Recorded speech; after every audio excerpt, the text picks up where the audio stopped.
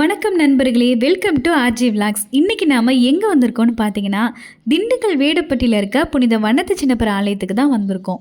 சின்ன வயசுலேருந்து நாங்கள் பார்த்தீங்கன்னா இங்கே குடும்பமாக வந்து சமைச்சு சாப்பிட்டு சந்தோஷமாக விளையாண்டு இந்த கோயிலில் தான்.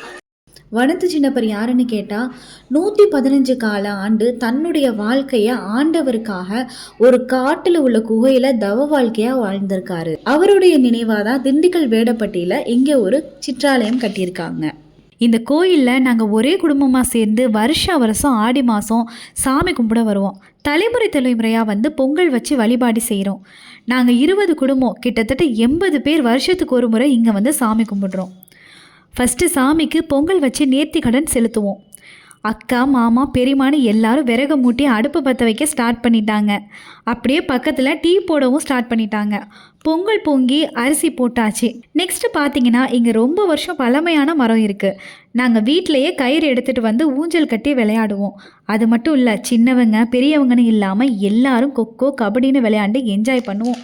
இங்கே கவனிக்க வேண்டிய விஷயம் என்னென்னா, நாங்கள் 20 குடும்பமாக போகிறதால நாங்கள் கோயில் போகிற முழு செலவையும் ஒவ்வொரு குடும்பமாக பிரிச்சுக்குவோம். சமையலும் எங்கள் குடும்பத்தில் உள்ளவங்க தான் செய்வாங்க. இந்த தடவை எங்கள் அக்காவும் மாமாவும் சமையல் பண்ணாங்க.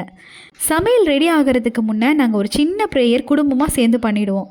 உண்மையாகவே எங்கள் குடும்பத்தில் நாங்கள் வேணுன நிறைய வேண்டுதல்கள் இங்கே நடந்திருக்கு. நாங்கள் போனப்போ ஒரு காதுகுத்து ஃபங்க்ஷன் கூட நடந்துட்டு இருந்துச்சு. பிரியாணி ரெடி பண்ணிட்டாங்க. மட்டன் பிரியாணி, தால்ச்சா, தயிர், வெங்காயம், சிக்கன் கிரேவின்னு நாங்கள் நல்லா சாப்பிட்டோம். அப்புறம் ஈவினிங் ஆனதுனால வெளியூர்லேருந்து வந்த அக்கா, பெரியம்மா எல்லாரும் கிளம்ப ஆரம்பிச்சிட்டாங்க. இந்த தடவை போனப்போ எல்லாருமே நல்லா டான்ஸ் ஆடணும். ஜாலியாக இருந்தது. சொல்லப்போனால் இந்த நாள் எங்கள் குடும்பத்துக்கு கிட்டத்தட்ட ஒரு திருவிழா மாதிரி தான். குடும்பத்துக்குள்ளே என்ன தான் சண்டை சச்சரவுகள், மனக்கசப்புகள் இருந்தாலும் இது போல் வருஷம் சேர்ந்து குடும்பமாக போகிறது எவ்வளோ மகிழ்ச்சி தெரியுமா? கண்டிப்பாக நீங்களும் உங்கள் குடும்பத்தோடு உங்கள் குலசாமி கோயிலுக்கு போயிட்டு வாங்க.